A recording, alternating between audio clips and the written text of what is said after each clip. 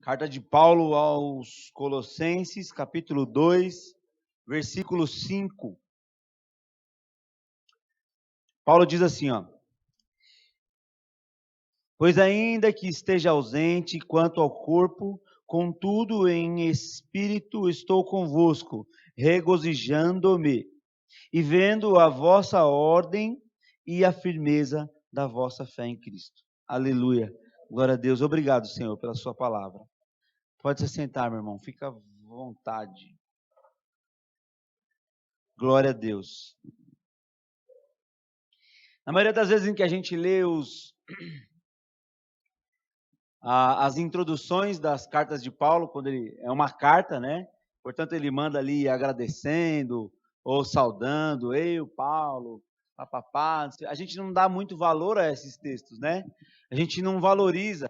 E aí a gente vê aqui, Paulo, ele está começando a carta dele, né? No capítulo 2 aí, e ele está falando a respeito de algumas coisas, né? E ele diz que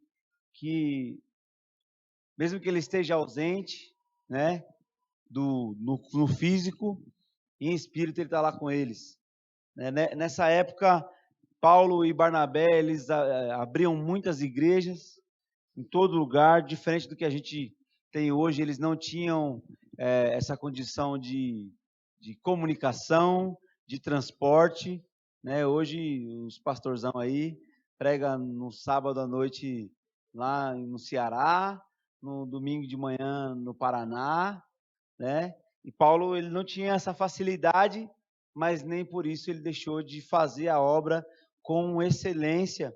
E aqui, nessa carta, ele está escrevendo aos Colossenses, dizendo, olha, eu estou muito feliz com vocês, eu estou regozijando com vocês. Paulo provavelmente recebeu notícias da igreja de Colossenses e manda essa carta de volta. Ninguém sabe quantos dias ou quantos meses demorava para chegar uma informação de um ponto para o outro, mas ele diz aqui que ele estava feliz e regozijando com a notícia que recebeu da igreja, que por outro lado ele tinha aberto lá. E ele diz, vendo a vossa ordem e a firmeza da vossa fé em Cristo. Ele coloca 2 pontos aqui que o fez regozijar e trouxe felicidade para ele, de ver a ordem dos cristãos ali em Colossenses e da firmeza da fé deles. Nós vamos tratar hoje e falar a respeito de ordem na nossa vida, de ordem na sua vida, de ordem na sua vida com Jesus, de ordem na sua vida num todo, porque ele ressalva aqui, né, a firmeza da fé em Cristo e que é de grande importância, mas ele também destaca um momento para falar a respeito da ordem, que quem é crente, quem conheceu Jesus, precisa ter a vida em ordem. E é isso que trouxe felicidade para ele. É a felicidade que traz aqui ao pastor da igreja, né, ao pastor Luiz, quando ouve, olha, tem uma família lá que chegou na Igreja Vida com Cristo de São Paulo e que a vida dele está entrando em ordem. Isso que felicidade. O cara chegou todo zoado, todo esbagaçado, todo cheio de carrapicho, e a vida dele está entrando em ordem agora. Isso traz felicidade ao pastor, né? Então, o Paulo, como fundador da igreja ali, ele fala, olha, eu estou muito feliz que eu estou vendo vocês entrarem em ordem, vocês ficarem bonitinho, estou contente com vocês. Então, ele liga uma coisa a outra, né? Porque ele bem sabe, como você também deve saber, e se não sabe, nós vamos ficar sabendo nessa noite, que a desordem em qualquer parte da sua vida vai atrapalhar na sua vida espiritual. Em qualquer parte que tiver em desordem na sua casa, vai atrapalhar no seu andamento com Jesus. Se você está com um problema lá no seu relacionamento, uma hora ou outra, vai diminuir a sua fé. Vai diminuir a firmeza da sua fé em Cristo. Se estiver lá fazendo dívida atrás de dívida, e cartão de crédito atrás de cartão de crédito, embola um cartão de crédito, embola outro, e não paga um, e depois deve o outro, e sujou o nome, uma hora a firmeza da sua fé vai vacilar por conta das dívidas. Misericórdia. Se a gente tem um atritozinho com o irmão, por menor que seja na igreja, e aquilo vai passando algum tempo, e você não resolveu aquilo, não pôs em ordem isso aí, uma hora ou outra, isso vai dar problema. Tudo que estiver em desordem afeta a firmeza da sua fé. Entendeu, meu irmão? Amém? Você concorda com isso? Tudo que está em desordem vai afetar diretamente na sua vida espiritual. E eu estou falando isso não é de ver experiências dos outros, não, irmão, porque a gente tem muita experiência dos outros, né? Mas é de viver a minha própria experiência. Quando eu estou muito atribulado com a dívida, a minha vida espiritual fica uma caca. Você esquece devocional, você esquece oração, a sua preocupação é naquilo, você trata seus filhos mal, você trata seu marido mal, você trata sua esposa mal, e tudo vira uma bagunça por conta de algo que estava em desordem. Então, que Deus nos ajude hoje a aprender a colocar em ordem aquilo que está em desordem, porque o nosso Deus é um Deus de ordem. Amém? Só quem concorda pode falar amém. Nosso Deus, ele é um Deus de ordem. É um Deus que é tudo organizadinho. O que eu mais admiro em Deus é a organização de Deus. Deus não fez nada bagunçado, né? Embora lá em Gênesis 1:1 diz que Deus criou a terra e a terra era sem forma e vazia, né? Mas já no versículo 2 ele começa a pôr ordem no negócio, né? E haja luz, e houve luz, e haja separação entre a luz e as trevas, e teve noite e teve dia, e haja, e pôs tudo nos devidos lugares. Nosso Deus, ele é um Deus de ordem. Então, nós que servimos a Deus, nós devemos expressar isso. As pessoas precisam reconhecer a ordem em você. Porque aquele que não conhece a Jesus, a primeira coisa que ele vai fazer é acusar o Deus que você serve. Né? Olha lá, é crente, mas é caloteiro para ser crente desse jeito. Então, o que está lá fora, o que não conhece a Jesus, ele vai buscar algum meio de acusar o nosso Deus, ou de acusar o cristianismo. A pastora postou no Facebook esses dias aí para trás, muito interessante, né? Para dar de quina no povo que fica julgando o cristianismo sem conhecer Jesus de verdade. Ela falou que não existe crente safado, né? Tem um monte de safado falando que é crente por aí. E, infelizmente, isso é uma verdade, né? Então, as pessoas vão julgar aquele que se diz cristão, mas não expressa essa ordem de Deus, né? Não expressa a organização de Deus. Há uma progressão na vida do cristão, como houve lá em Gênesis, né? A sua vida com Jesus, ela precisa de progredir em ordem, né? Jesus, muita gente aí defende aí com fidelidade que Deus te aceita como você é, e isso é uma verdade. Deus, ele te aceita do jeito que você é, né? Não precisa de você mudar nada para Deus te aceitar. Só que você estando com Deus, alguma coisa precisa mudar, né? É impossível eu me aproximar de um Deus de ordem e não ver que eu posso melhorar. Mas eu já melhorei muita coisa, meu irmão, tem espaço para melhorar mais um pouquinho. Todo dia, com certeza, você vai encontrar aí alguma coisa que você pode ser melhor. Né? Eu costumo dizer que eu estou em constante mutação. Eu estou mudando todo dia. Porque eu não consigo me acomodar a ser a mesma pessoa todo dia. Porque todo dia eu erro. Todo dia eu preciso de mudar um pouquinho. Todo dia eu aprendo algo diferente e que talvez eu não fui desinformado ou que eu não prestei atenção que eu já tinha que ter aprendido. Eu aprendo e eu preciso pôr em prática, eu tenho que mudar. Né? E a vida do cristão tem que ser assim. Progressivamente, nós vamos colocando a nossa vida em ordem. Progressivamente, você vai colocando a sua vida em ordem. Você vai analisando aquilo que precisa ser mudado, aquilo que precisa ser moldado, aquilo que precisa ser excluído. E nós vamos crescendo com o Senhor, na ordem do Senhor. Amém? Glória a Deus. Lá em Em Mateus, Jesus nos fala a respeito da oração, né? Da oração modelo. Ele fala, seja feita a sua vontade no céu ou na terra, assim como é no céu. É um indício de que Deus quer trazer algo da parte dele, da parte do mundo dele para o nosso. Deus quer trazer algo, porque é propriedade dele. A ordem é propriedade de Deus e ele quer inserir em nós.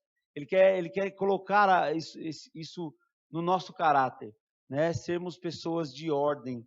Se isso é vontade dele, né? Nós vamos cumprir em nome de Jesus. Amém? 1 Coríntios 14, abre aí comigo. 1 Coríntios capítulo 14.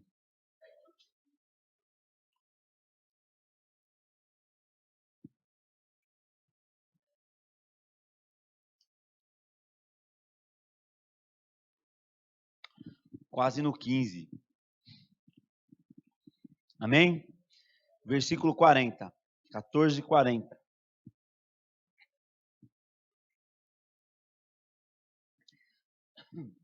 Paulo está falando aqui também aos Coríntios e ele fala assim, ó, mas faça-se tudo com decência e ordem. Ele está ministrando aqui, falando a respeito do culto, das coisas que acontecem no culto, e talvez da bagunça que acontecia no culto lá em Coríntios. Ele fala a respeito da língua, né? Daquele que fala em língua, se não houver um intérprete, que ele fale só ele, Deus, para não criar bagunça na igreja e os que não têm entendimento não entenderem. E ele vai falar de um monte de situações de ordem durante o culto e durante a vida com Deus. Mas aqui ele enfatiza mais durante o culto, né? E isso nós podemos trazer para essa palavra de realidade com a vida também em ordem, porque ele está falando que algo de Deus. Você é templo do Espírito Santo de Deus. Você é parte de Deus. E não é só no culto. Não é só aqui. Então a sua vida não tem que expressar a ordem só na hora do culto. Embora ainda na hora do culto a gente tenha dificuldade de se organizar, né? De chegar, de orar, né? De sentar, de trazer uma garrafinha de água. A gente tem essa dificuldade ainda de se acertar e de sermos organizados mesmo na hora do culto. E o Paulo, talvez, se ele viesse aqui, ele ia trazer uma ministração, ou se tivesse vivo, mandaria uma carta para a Igreja Vida com Cristo. Olha, vocês se organizam mais na hora do culto, né? Vocês tenham ordem e decência na hora do culto, né? Eu digo que ele escreveria para mim também, porque muitas vezes eu tenho que tomar uma bronca da pastora, porque estou conversando na hora do culto, né? Mas ele fala aqui no versículo 39, portanto, irmãos, procurai com zelo profetizar e não proibais o falar em línguas. Ou seja, ele não está proibindo de que as coisas aconteçam no culto, mas ele diz que é preciso fazer com ordem. Ele não proíbe de que nada aconteça, mas ele diz que, olha, é preciso fazer com ordem, porque nós servimos um Deus de ordem. É preciso viver em ordem, porque nós servimos um Deus de ordem. Não dá para mim expressar que eu sou crente e sirvo a um Deus de ordem e sou totalmente desordenado, desorganizado e não mudo quando eu vejo que preciso mudar. Amém? Essa palavra do Paulo que ele fala aqui, né? Mas faça-se tudo com decência. Decência também vem do grego, que lá no original está escrito escomos, esquimonos. Olha que palavra esquisita, né, irmão? Esquimonos, tem que ser grego, está falando grego mesmo, né? Que significa apropriado. Então, o que ele quer dizer? Olha, ele fala, ó, faça-se tudo apropriado e com ordem. Tudo que é apropriado para uma vida de um cristão, tudo que é apropriado para um culto, você faça e faça com ordem. Né? Ele quer dizer, faça tudo que é apropriado para uma vida de cristão. A partir do dia em que você aceitou Jesus, você assumiu um compromisso com Ele, você precisa começar a avaliar você. Isso é apropriado para que um cristão faça ou não é apropriado para que um cristão faça? Isso é apropriado para que uma mulher cristã vista ou não é apropriado para que uma mulher cristã vista? É apropriado para um homem de Deus fazer ou não é apropriado para um homem de Deus fazer? Ele fala, olha, você faz tudo que tem ordem e que é apropriado, tudo que tem ordem e decência. Amém? Nós vamos começar a praticar em nome de Jesus. Amém? Tudo que se relaciona a Deus é organizado, cheio de ordem. Abre comigo aí, lá em João, no capítulo 20 de João.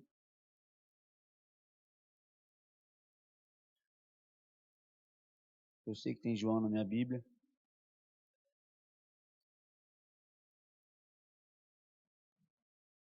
Capítulo 20 de João, no versículo 6.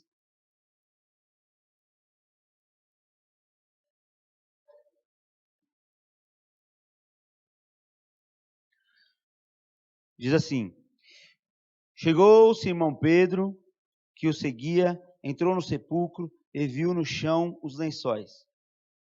E o lenço que cobrira a cabeça de Jesus.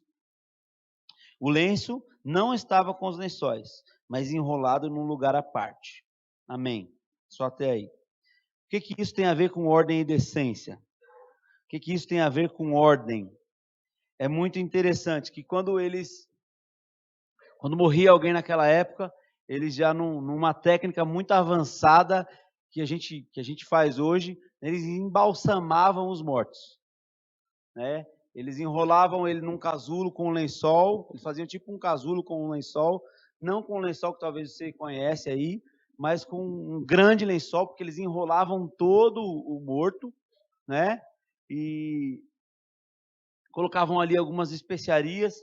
Talvez no caso de Jesus não deu tempo dele fazer isso, né? Mas eles dizem aqui que o lençol estava ali, o lençol estava jogado ali, né?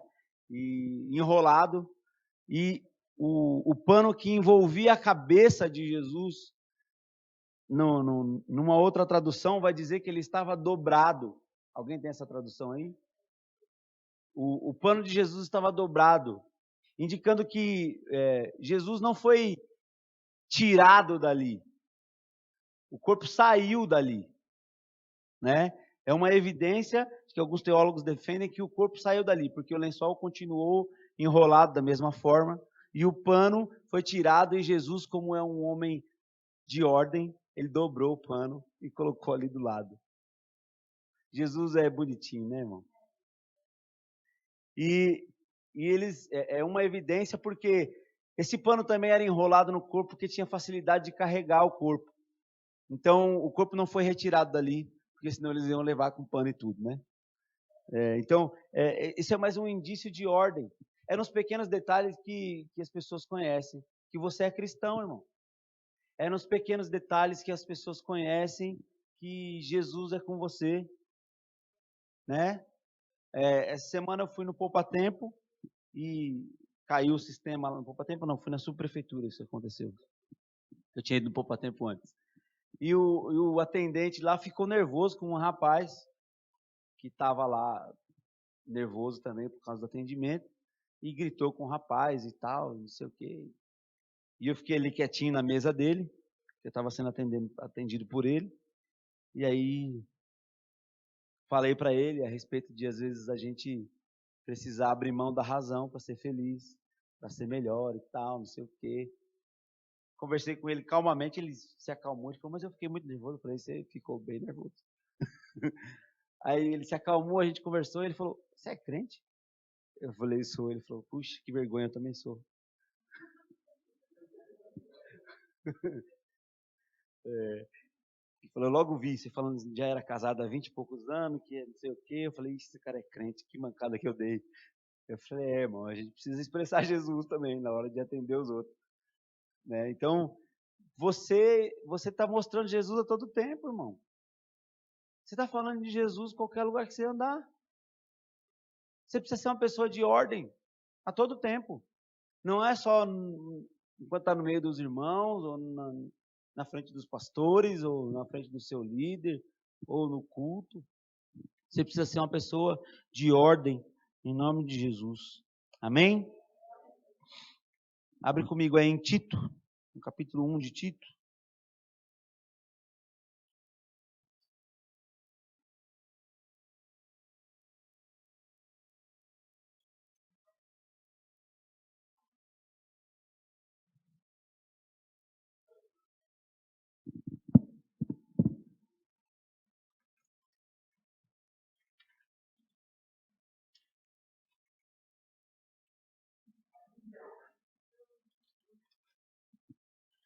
Capítulo 1 de Tito, no versículo 5.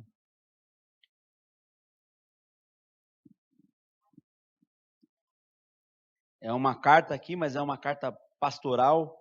O Paulo ele manda essa carta para o Tito, mas é uma carta pastoral. E no versículo 5 ele diz assim: Por esta causa te deixei em Creta, para que pusesses em boa ordem o que ainda resta, e de cidade em cidade estabelecesses presbíteros, como já te mandei. Amém? Paulo ele mandou uma carta para o Tito, como ele mandava para Timóteo também, de instrução de que ele devia continuar fazendo, do que ele devia deixar de fazer, né? E aqui talvez Tito já fosse um bom pastor, né? E estivesse fazendo muito boas coisas. E o que eu vejo quando pastores ou líderes vai exortar alguém, no sentido em que Paulo exortou o Tito aqui, muita gente pensa assim, e eu digo que isso já passou na minha cabeça. Poxa, parece que nada tá bom, né? Eu estou fazendo tanta coisa e meu líder só me cobra, eu estou fazendo tanta coisa e o pastor só me cobra. Nossa, parece que nada tá bom. E Tito podia pensar dessa forma, mas não era dessa forma em que Paulo queria dizer. Paulo está dizendo, olha, por causa disso, por isso eu te deixei aí na ilha de Creta. Foi por isso que eu te deixei aí, para você pôr em prática, em boa ordem, o que ainda resta. Paulo está falando assim, ó, o Tito, tem muita coisa para pôr em ordem ainda. Foi por isso que eu te deixei aí, para você colocar em boa ordem tudo que tem para ser feito. Ainda tem muita coisa a ser feita, então você precisa colocar em boa ordem. E é isso que eu tenho essa mensagem que eu tenho que captar de Jesus. Olha, tem muita coisa a ser colocada em boa ordem. Não é que eu já fiz um monte de coisa boa, parece que eu não fiz nada, ainda tem um monte de coisa. Não, eu já fiz bastante coisa boa, eu tenho colocado muita coisa em boa ordem, mas ainda tem muita coisa para colocar em boa ordem. Tem muita gente que eu preciso estabelecer como presbíteros, como ajudadores, como meus pastores, para me ajudarem a colocar em boa ordem essas coisas. Eu tenho que escolher pessoas que vão me ajudar a colocar em boa ordem. Já que se eu não tiver condições de colocar em boa ordem algumas situações da minha vida, eu preciso recorrer a alguém. É isso que o Paulo está falando para ele. Se você não conseguir, você recorre aí a algumas pessoas, né? Ele descreve como devem ser as pessoas. Não é qualquer um que você vai escolher aí para colocar de ajudador na igreja, mas você vai lá, escolhe algumas pessoas, crentes, homens de Deus, e estabelece as pessoas para te ajudarem a colocar em boa ordem. Você precisa fazer isso, meu irmão. Você precisa começar a estabelecer pessoas que você enxerga que são de Deus e que são de boa ordem, para te ajudar a colocar em ordem algumas coisas que tem dificuldade. Tem muita gente que é de muito fácil trato. Tem muita gente que está ali do meu lado e que eu posso tratá-lo, porque ele chega para mim e fala, eu tenho um problema com essa determinada situação, eu não consigo parar de pecar com isso. Fala, meu irmão, que bom que você reconhece isso. Então nós vamos começar a tratar disso. Né?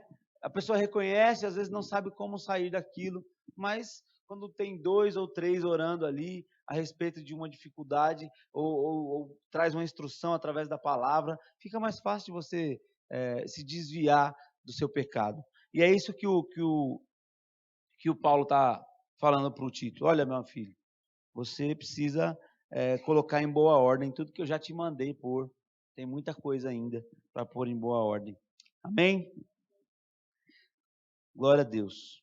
Precisamos ter em mente que, por mais que Deus tenha melhorado em nossa vida, ainda tem espaço para melhorar muito mais. Amém? Concorda, irmão? Você falou amém porque eu falei amém. Você concorda mesmo? Deu tempo de você fazer uma análisezinha aí, que tem algumas coisinhas que dá para pôr em ordem? Tem alguns negocinhos que dá para melhorar, não tem, irmão? Então, amém. Glória a Deus. E em Provérbios 4,18 diz assim, ó, a vereda do justo é como a luz da aurora, vai brilhando mais e mais, até ser dia perfeito.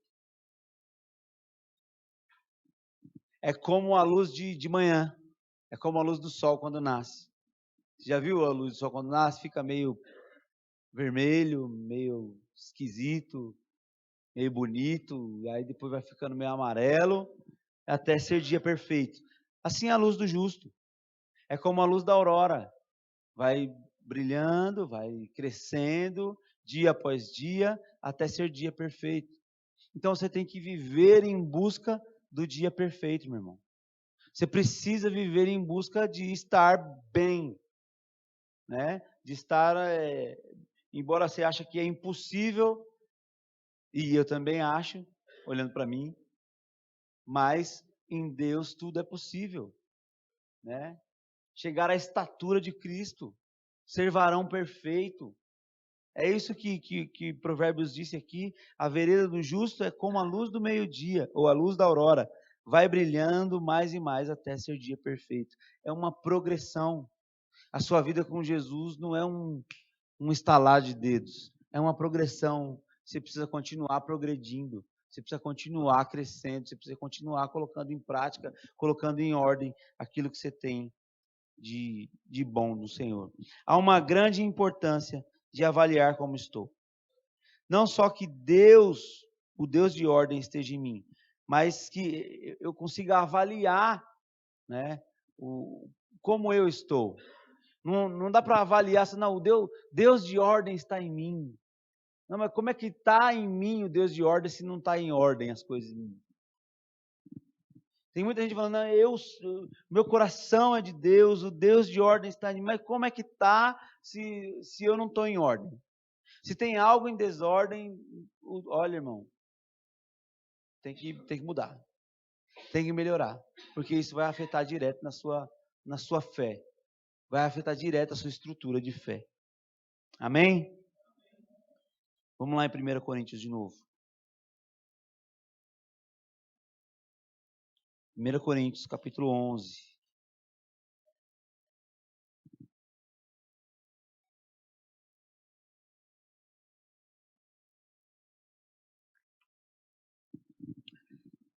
Nós vamos falar aqui a respeito de avaliação. Isso aqui é uma passagem da ceia, que eu vou ler. Mas nós vamos falar a respeito de avaliação. Amém? Pois eu recebi do Senhor o que também vos ensinei, que o Senhor Jesus, na noite em que foi traído, tomou o pão e, tendo dado graças, o partiu e disse, esse é o meu corpo que é entregue por vós, fazei isto em memória de mim. Semelhantemente, depois de cear, tomou o cálice dizendo, este é o cálice da nova aliança no meu sangue. Fazei isto todas as vezes que beberdes em memórias de mim. Não falei o versículo? Perdão, irmãos. É 11, a partir do 23 eu comecei a ler. Agora eu estou no 25. Semelhantemente, depois de cear, tomou o cálice dizendo, este cálice é a nova aliança, no meu sangue. Fazei isso todas as vezes que beberdes em memória de mim. Pois todas as vezes que comerdes este pão e beberdes este cálice, anunciais a morte do Senhor até que ele venha. Portanto, qualquer que comer o pão ou beber o cálice do Senhor indignamente será culpado do corpo e do sangue do Senhor. Examine-se o homem a si mesmo antes de comer deste pão e beber deste cálice. Pois o que come e bebe indignamente, come e bebe para sua própria condenação, não discernindo o corpo de Cristo. Por causa disto, há entre vós muitos fracos e doentes e muitos que dormem. Mas se nós julgássemos a nós mesmos, não seríamos julgados. Mas, quando somos julgados, somos disciplinados pelo Senhor, para não sermos condenados com o mundo. Amém? Paulo ele começa a falar a respeito do que recebeu do Senhor, ele fala da importância da ceia, da memória da ceia, né? E ele, no versículo 27, ele diz: portanto, qualquer que comer o pão ou beber o cálice do Senhor, indignamente será culpado do corpo e do sangue de Cristo. O que é beber e comer indignamente a ceia? O que é participar da ceia indignamente? Você já deve ter ouvido isso várias vezes, né? Não, você não vai ser julgado, né, por tomar a ceia indignamente. Você vai ser julgado se você continuar indignamente tomando ceia ou não. Se você, depois de ter conhecido a Cristo, não tem ordem na sua vida, mesmo deixando de tomar a ceia, meu irmão, tu vai ser condenado. Se você não põe em ordem depois de conhecer a Cristo, isso é um grande risco. Porque tem muita gente que lê isso aqui e na hora da ceia ele pega e faz: ó, hoje eu não vou tomar ceia não, vou ficar aqui no meu cantinho, como se tivesse livre de qualquer outra coisa. Não, tanto faz, né, você comer ou não comer a ceia. Se você está indignamente diante do Senhor, está errado. Se você não colocou em ordem as situações da sua vida, está errado. É isso que ele quer alertar. Você precisa colocar em ordem a situação na sua vida. Você precisa de colocar em ordem as pendências que você tem aí. Você precisa de colocar em ordem essa bagunça que está na sua vida. Porque senão, meu irmão, você está perdendo tempo. E ele continua dizendo: examine-se o homem a si mesmo antes de comer deste pão e beber desse cálice. Pois o que come e bebe indignamente, come e bebe para a sua própria condenação, não discernindo o corpo de Cristo. Não entendeu o sacrifício de Cristo. Ele come e bebe indignamente porque não discerniu o sacrifício de Cristo. É como se eu falasse: olha, Senhor, eu entendo o sacrifício do Senhor por mim, que o Senhor morreu na cruz para me libertar dos meus pecados, e agora eu sei disso, mas eu vou continuar aqui. Deixa aqui que eu estou tranquilo, estou bem. Isso é não discernir o corpo de Cristo, irmão. Isso é não discernir o sacrifício de Cristo. É não querer mudança. O cristianismo, ele começa quando eu reconheço que sou pecador e sou debilitado e eu tenho um monte de defeito que precisa ser mudado. Se não acontecer isso, o cristianismo não chegou até você. Se você chega ao cristianismo altivo, cheio de si, não, eu estou muito bem. Eu conheço algumas pessoas que já me falaram: eu vim para Jesus por amor. Não tinha nada para mudar. Estava tranquilo. Estava ali, aí, de repente, decidi. É mentira, irmão. Não conheceu Jesus, não conheceu o cristianismo, porque a pregação de Jesus, desde João Batista, é: arrependei-vos, que é chegado o reino de Deus. Se arrepende que você é pecador, que você está errado, que você está em débito. Se arrepende. Se você não entendeu isso, você não entendeu o cristianismo.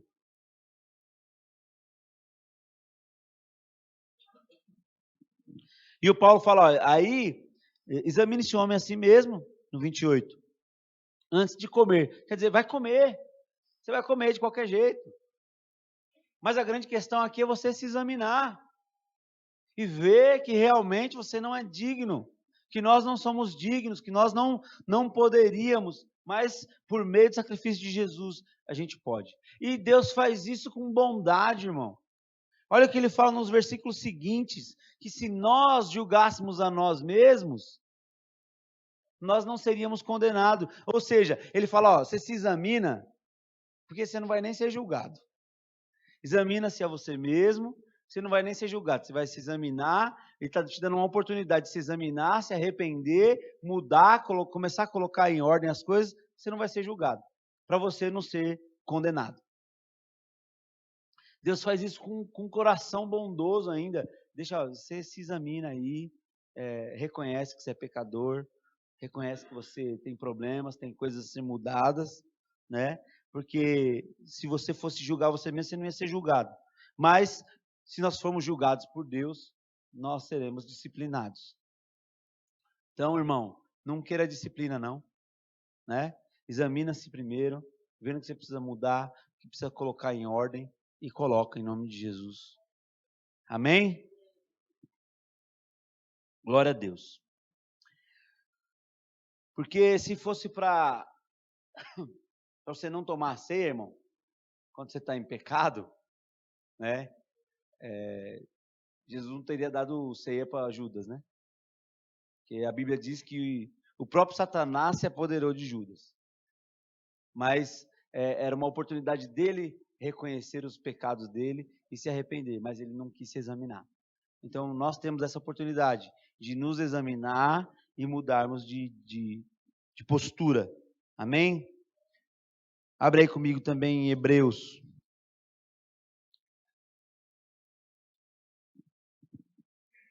Hebreus, capítulo 10 de Hebreus.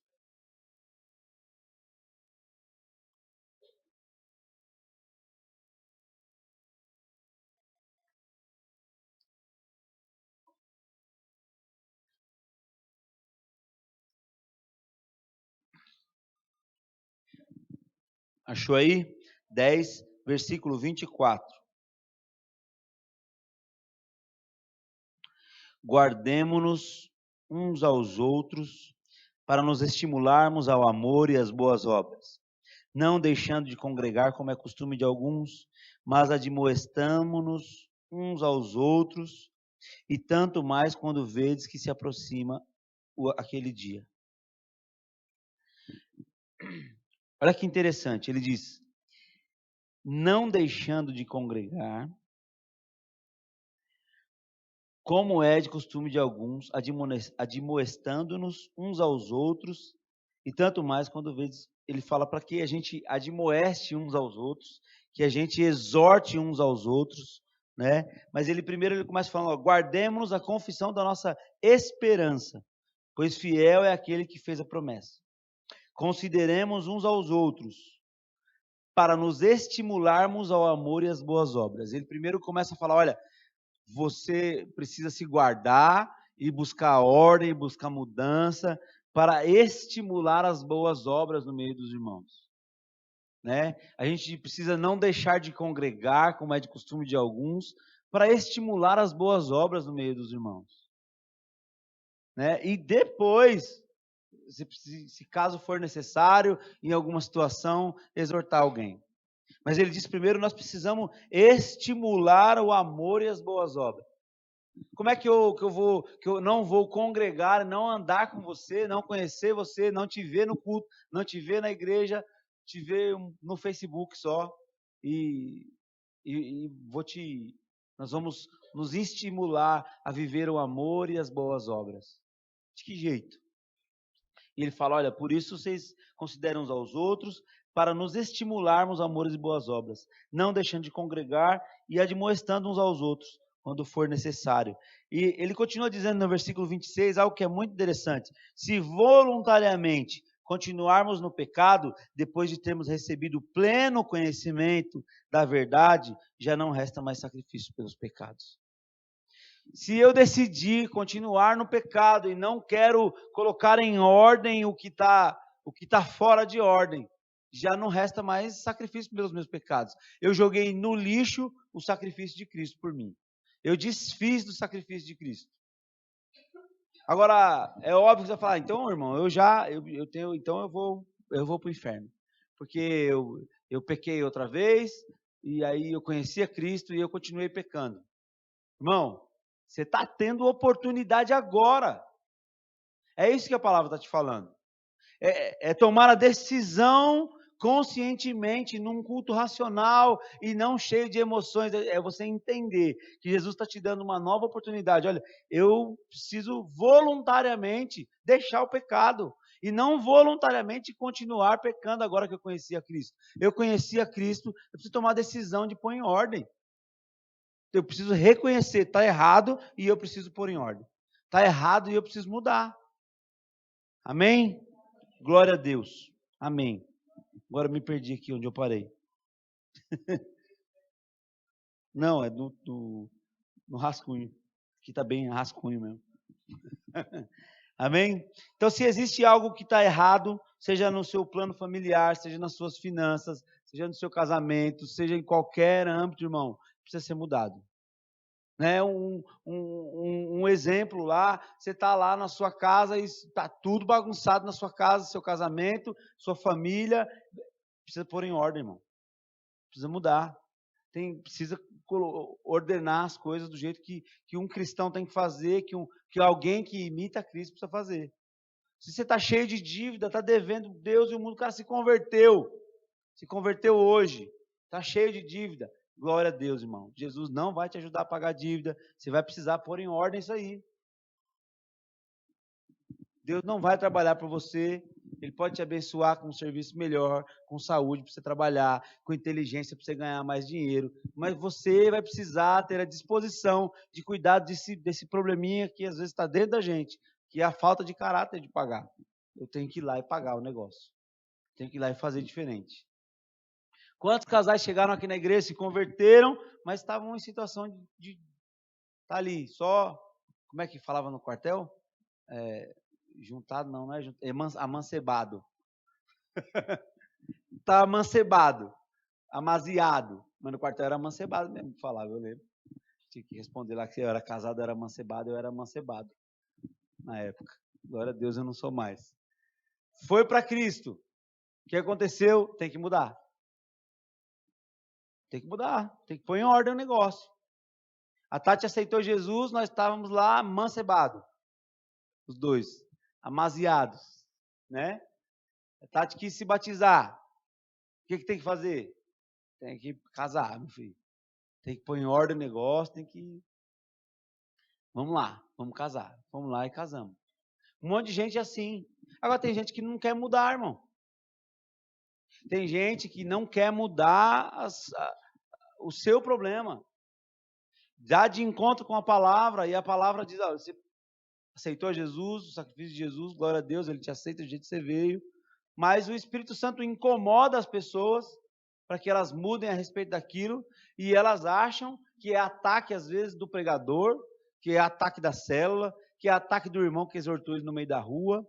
Não é, meu filho, o Espírito Santo está falando com você, pelo irmão que te parou no meio da rua, pela palavra que saiu do púlpito, está falando, precisa algo ser mudado, você precisa de colocar algo em ordem na sua vida. Ainda tem algo diferente lá, ainda tem um negocinho lá que precisa tirar, ainda tem uma sujeirinha debaixo do tapete que precisa mudar. É isso que a gente precisa entender. Nós precisamos ser mudados e moldados todos os dias. Amém? Glória a Deus. Em nome de Jesus nós vamos ser. 1 Crônicas, lá no Antigo Testamento. Como disse o Renan, a gente não tem costume de ler o Antigo Testamento aqui, mas 1 Crônicas tem na Bíblia, tá, irmão? Lá atrás. Capítulo 7 de 1 Crônicas.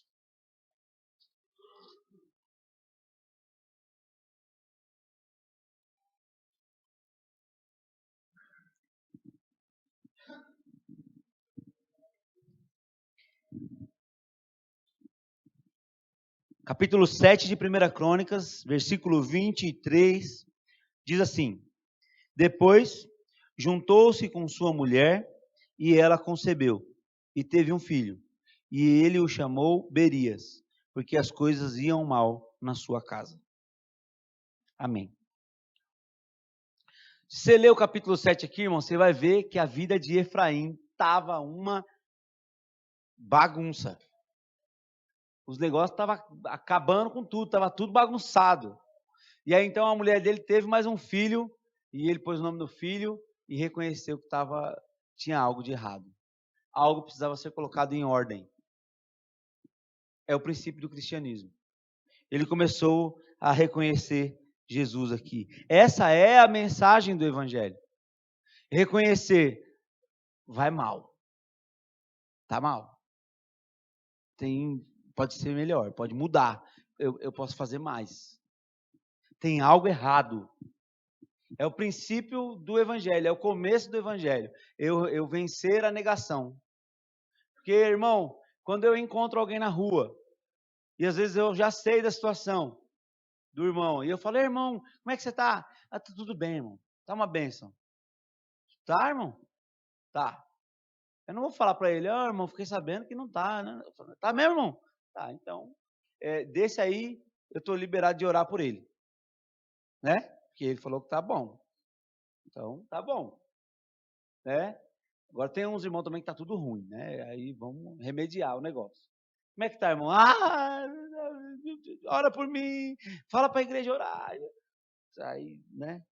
Ele reconheceu que algo estava errado e isso é importante, você reconhecer que precisa de algo ser colocado em ordem. Amém? Glória a Deus. Essa é a mensagem do Evangelho. Começa com o reconhecimento dos erros. Salmo 139, 23, diz assim, sonda-me, sonda o meu coração, Senhor. Vê se há em mim algo de errado. Salmo 139. Sonda-me, ó Deus, e vê se há em mim um espírito reto. Vê o que tem de errado em mim. O salmista olha, ele fala, é uma oração, ele fala, Senhor, me olha por dentro e vê se há em mim. Você tem esse costume, irmão, de fazer isso? De na hora que você está orando lá a Deus, você falar, Senhor, eu estou aqui, eu estou achando que está muito bom. Estou achando que eu estou muito bom, estou achando que eu estou indo legal, eu estou bombando, estou lado a lado com o Senhor, mas dá uma avaliada aí, vê se está tudo isso mesmo, tem alguma coisa para mudar. Irmão, se você fizer isso, tu vai chorar.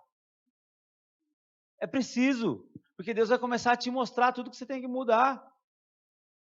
Eu tomo uns esfregão de Deus direto, porque eu vou lá, eu oro, agradeço para a família e tal, aí oro pelos irmãos que estão doentes, lembro de um de outro, tal, e oro, e aí eu falo, Senhor, eu estou aí, Jesus, quero melhorar, tem em mim alguma coisa mais ainda que eu tenho que cuidar, e Deus fala, você é um ignorante, você trata mal a sua mulher, eu falo, Senhor, você é grosso, Jesus, você é bruto com seus filhos, eu falo, Jesus, eu tenho que ser melhor, começa a vir à mente todos os meus defeitos, e eu falo, quanta coisa para pôr em ordem, tem que ter coragem de fazer essa oração, irmão, mas só que se você tiver atitude de mudança, Deus te ajuda na mudança, Deus te ajuda a colocar em ordem, o nosso Deus é um Deus de ordem, nosso Deus é um Deus que nos dá oportunidades de colocarmos em ordem aquilo que está fora de ordem, é só isso que Deus quer, que nós coloquemos o nosso mundo em ordem. Glória a Deus. Aquele que mentia não mente mais, não é isso que a palavra fala? Quando você se converte, conhece Jesus, aquele que roubava, não rouba mais. Aquele que vivia de outra maneira, não vive mais daquele jeito. Amém? Glória a Deus. Então, nós vamos mudar em nome de Jesus. Abre aí comigo em Gênesis, no capítulo 18 de Gênesis.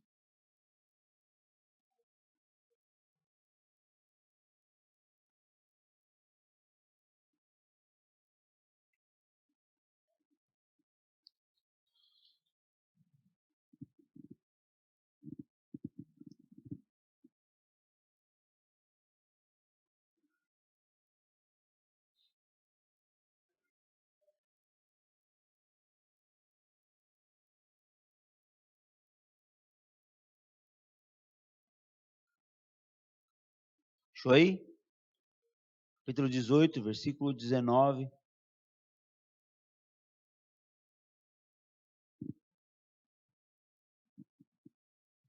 Diz assim: pois eu o escolhi para que ordene a seus filhos e a sua casa depois dele, para que guardem o caminho do Senhor, para que pratiquem a justiça e o juízo, a fim de que o Senhor faça vir sobre Abraão o que acerca dele tem falado. Disse mais o Senhor: o clamor de Sodoma e Gomorra se tem multiplicado tanto e o seu pecado tem agravado de tal maneira que descerei e verei se de fato o que tem praticado corresponde a esse clamor que é vindo até mim.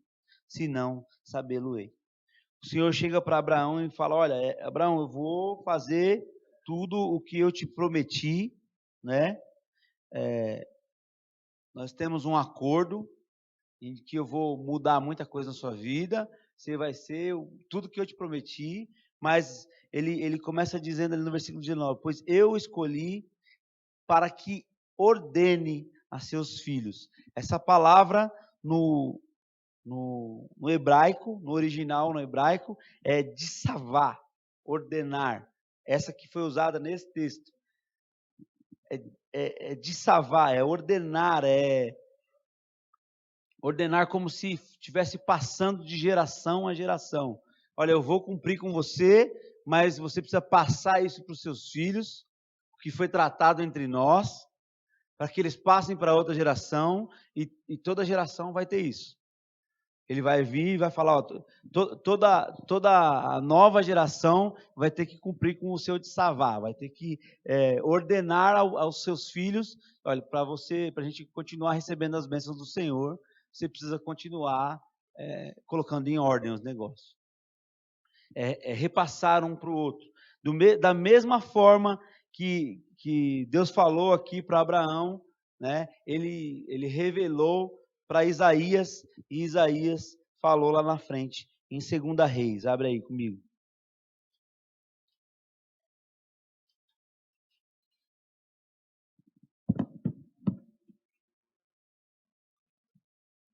Segunda Reis, capítulo 20.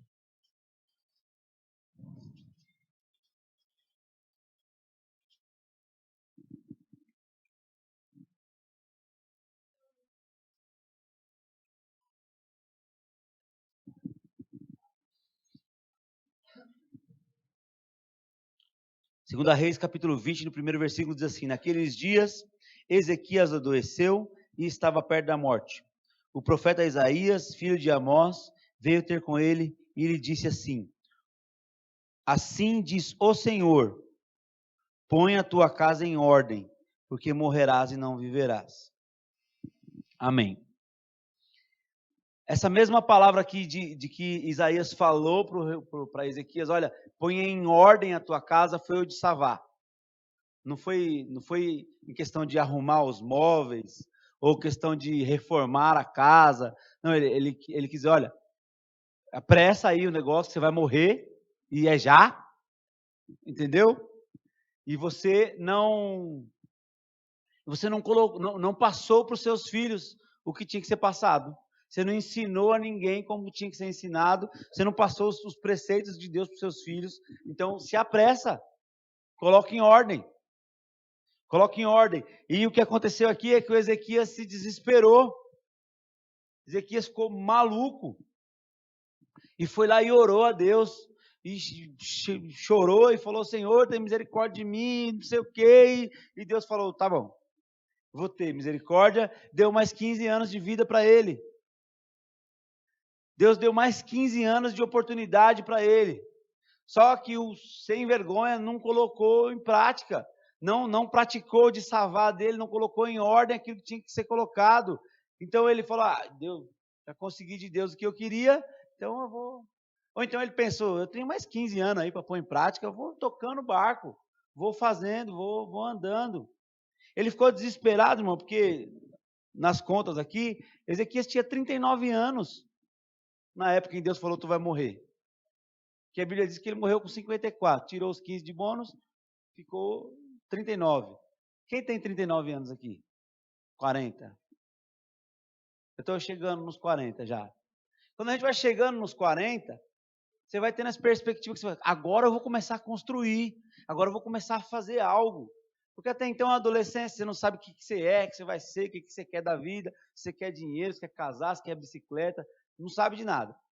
Né? No meia-idade, você já decidiu que você sabe de tudo, você quer curtir a vida. Quando você chega nos 40, você fala, nossa, minha vida está passando, eu vou começar a construir algo, e tem que ser agora, e tem que ser rápido. E aí chega o profeta e fala para ele, tu vai morrer. E é daqui a pouquinho. Ele se desesperou. E aí, então, ele ganhou mais 15 anos de bônus e ele descansou. E ele não foi avaliar o que é que não está em ordem na minha vida que eu preciso mudar. O que é que não está em ordem na sua vida, meu amado? Que você ainda precisa mudar. Você precisa começar a olhar para isso, porque você não sabe se você tem mais 15 anos de bônus, como o Ezequias, se você tem mais um, se você tem mais 20, ou se você vai passar o resto da sua vida empurrando com a barriga como ele fez. Ora, o profeta chegou para ele e falou: cara, põe sua vida em ordem. E ele foi empurrando, como a gente vai fazendo com o nosso pecadinho de preferência, com a nossa dificuldadezinha. A gente vai empurrando. A gente vai vivendo um dia, vive outro, amanhã eu resolvo isso. Hoje foi o último dia que eu pequei. Não faço mais. A nossa vida com Deus está sempre assim, sempre baseado nesse relacionamento. Senhor, ó, só essa vez, se o Senhor me livrar disso, quem já fez essa oração para Deus, irmão? Se o Senhor me livrar dessa, essa é a última, Jesus. Me perdoe, nunca mais eu vou fazer. No outro dia está fazendo. E vai levando com a barriga. Irmão, você vai passar a vida inteira assim. Não dá. Não dá para a gente passar a vida inteira indo de qualquer jeito. É cuspir no sacrifício de Cristo. Eu não tomar decisão, eu vou mudar. Eu vou ser diferente. Tá fora de ordem, eu preciso mudar. Irmão, eu estou falando isso com propriedade, porque para mim foi a coisa mais difícil na vida, foi eu mudar alguns aspectos na minha vida. A ignorância, a prepotência, um monte de coisa que eu tinha, que ainda tem, mas só que era muito mais pontuado, era muito mais alto, eu era muito mais rico, eu era muito mais forte, eu era muito melhor, eu estava muito à frente, eu era muito mais inteligente, né? Agora estou me conhecendo, estou vendo que não é tanto, e aí vai diminuindo. Cada dia que eu me conheço, eu vejo que eu preciso de aprender mais, de conhecer mais. Então, foi algo que era difícil para mim, ouvir minha mulher. Ah, mas a Bíblia diz que a mulher tem que ser submissa ao homem. Tem. A mulher tem que ser submissa ao homem. Mas, meu filho, escuta sua mulher que dá certo. Tem muita coisa que eu não escutei a minha mulher te falar, deu problema. Sua mulher vai sempre estar ao seu lado. Foi o conselho que eu dei para o Alisson, né, quando ele casou. A gente fez a reunião aqui para conversar. Eu falei, olha, Alisson, tenha certeza, cara, de uma coisa. Sua mulher vai estar sempre do seu lado. Nem que seja para dizer lá na frente. E eu te falei. Ela vai estar ali, né? Então, era difícil para mim dar ouvido para minha esposa. A mulher me enche paciência, eu sou o homem da casa, eu que manjo, né? E aí dava errado, ela falava, não vou falar nada. Teve uma época que ela já falava assim, eu nem vou falar nada, né? Para economizar a briga. Amém. Glória a Deus.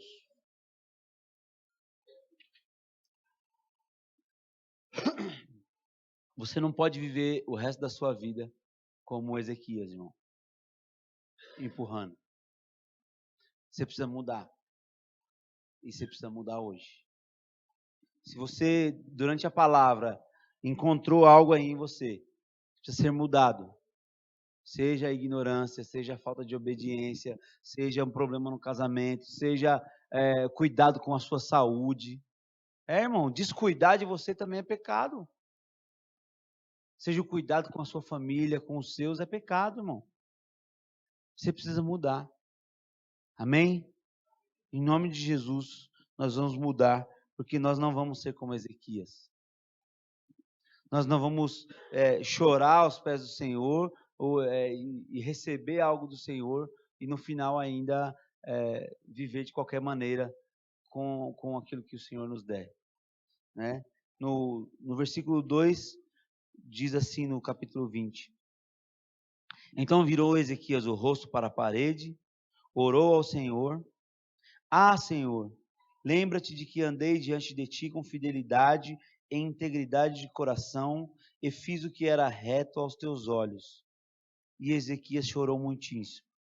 Não havendo Isaías ainda saído do meio do pátio, veio a ele a palavra do Senhor. Volta e dize a Ezequias, príncipe do meu povo, assim diz o Senhor Deus, Pai de Davi, ouvi a tua oração e vi as tuas lágrimas, eu te curarei. Ao terceiro dia subirás à casa do Senhor, acrescentarei aos teus dias 15 anos, e das mãos do rei da Síria livrarei a ti e a esta cidade defenderei. Defenderei esta cidade por amor de mim e por amor de Davi, meu servo. O Senhor olhou para Ezequias, ouviu Ezequias. Ezequias disse: Senhor, eu fui reto aos teus olhos, eu andei. Ezequias, irmão, era crente, tá? Isso aqui é conversa de crente com Deus. Isso é uma oração de quem era crente. Que quando chega o profeta e fala para ele: tem algo na sua casa que precisa ser mudado. Tem algo na sua vida que precisa ser mudado. A pessoa recebe e fala: tem algo que eu preciso mudar. Tem muita coisa que está ruim ainda e eu preciso mudar. E aí ele, como crente, ele chora: Senhor, tem misericórdia de mim, eu não quero morrer, eu estou novo ainda, eu sempre andei reto aos seus caminhos, eu vou mudar isso, eu quero mudar isso. E aí Deus fala: olha, eu ouvi o teu clamor, eu ouvi o teu choro, eu vou te ajudar, hein? Vou te dar mais uma oportunidade de mudança. E a gente não muda. E há quanto tempo Deus tem feito isso comigo e com você? Deus todo o tempo tem falado: não, eu vou te dar mais uma oportunidade, beleza? Vai lá. Senhor, eu sei que eu tenho que mudar, isso não é de Deus, esse pecado tem me destruído, eu vou mudar, eu vou pôr em ordem, me dá mais um tempinho, Senhor. E Deus fala: beleza, eu vou te dar, vou deixar você ir lá, vai lá, põe em ordem. E aí passa mais um mês, mais um ano, mais 2 anos e não muda. O que tem mudado, irmão? Desde que você se converteu, o que mudou na sua vida? Volta a fita aí na sua mente aí. O que era ruim para você que não mudou desde que você se converteu? E há quantos anos você se converteu e isso não mudou? Precisa ser mudado. E vai ser mudado em nome de Jesus. Amém? Eu queria que você baixasse sua cabeça um minuto e tentasse se lembrar. Falando com o Senhor, você se lembrasse daquilo que precisa ser mudado. Daquilo que o Senhor precisa tirar da sua vida ainda. Daquilo que você precisa tomar decisão. Irmãos, quando Deus falou lá para Abraão: olha, você precisa ordenar que os seus filhos mudem. Ele mandou uma mensagem para Abraão assim: olha, você tem que fazer, não sou eu, hein? Você que precisa fazer. Quando o Isaías chega aqui com a palavra do Senhor ao Ezequias, ele diz: olha, você que precisa colocar em ordem, não sou eu. O Senhor está falando assim: olha, a ordem é coisa minha, mas você precisa começar a colocar em ordem. E o que precisa colocar em ordem, irmão? Fala para Deus aí. Fala: Senhor, eu quero pôr em ordem.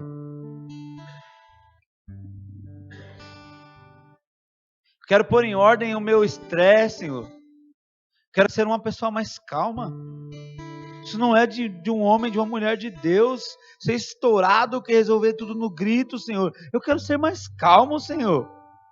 Muda isso em mim. Arranca isso de mim, Deus. Me ajuda, Senhor, a colocar em prática essa mudança. Eu quero mudar, Senhor. Senhor, me dá mais uma oportunidade de mudança, como o Senhor deu para Ezequias, e não permita que eu faça como ele fez, Senhor. Morra sem colocar a casa em ordem. Tira a preguiça de mim, Deus.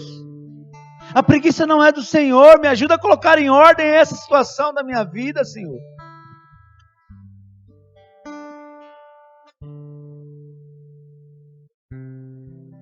Senhor, me ajuda com as vontades da minha carne. Eu só penso nas vontades da minha carne. Eu só penso nas vontades da minha carne. Senhor, me ajuda com isso. Isso não é coisa de um homem e de uma mulher de Deus. Me ajuda, Jesus. ajuda com a mentira, Senhor. Fala para Ele, meu irmão. Eu não quero mais mentir, não posso ser um homem de Deus, uma mulher de Deus e continuar mentindo, Senhor. Eu quero pôr em ordem essa região, Deus. Eu quero poder ensinar aos meus filhos, aos meus irmãos, como é que vive um homem sem mentira, uma mulher sem mentira. Me ajuda a mudar, Senhor. Me ajuda a mudar, Senhor. Eu sou falho. Eu sou fraco.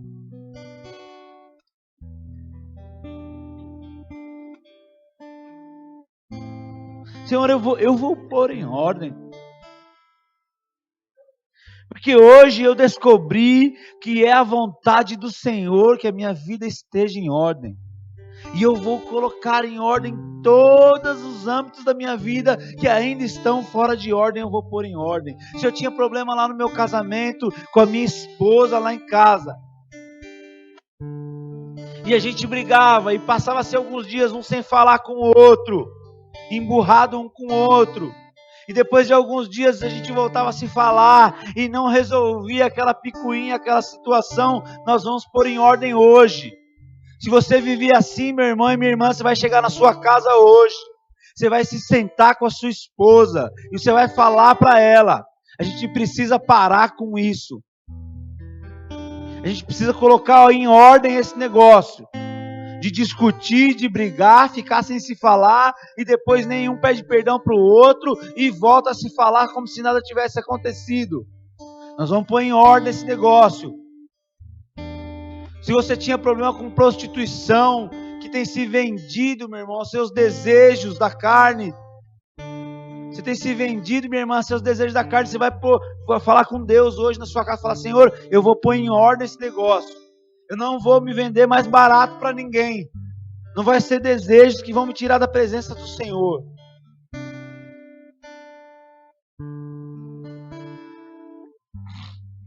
Você precisa começar a colocar em ordem hoje, meu irmão. E isso é decisão.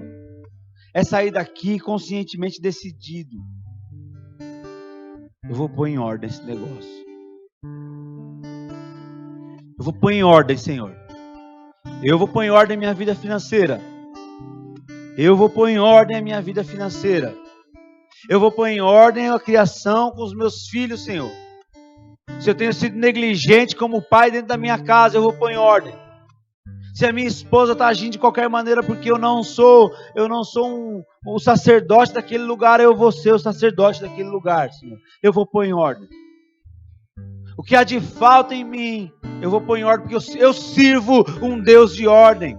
Eu sirvo um Deus de ordem que me exige que eu coloque em ordem as bagunças da minha vida, o jeito relaxado que eu tenho vivido, o jeito relaxado que eu sempre fui, eu vou colocar em ordem.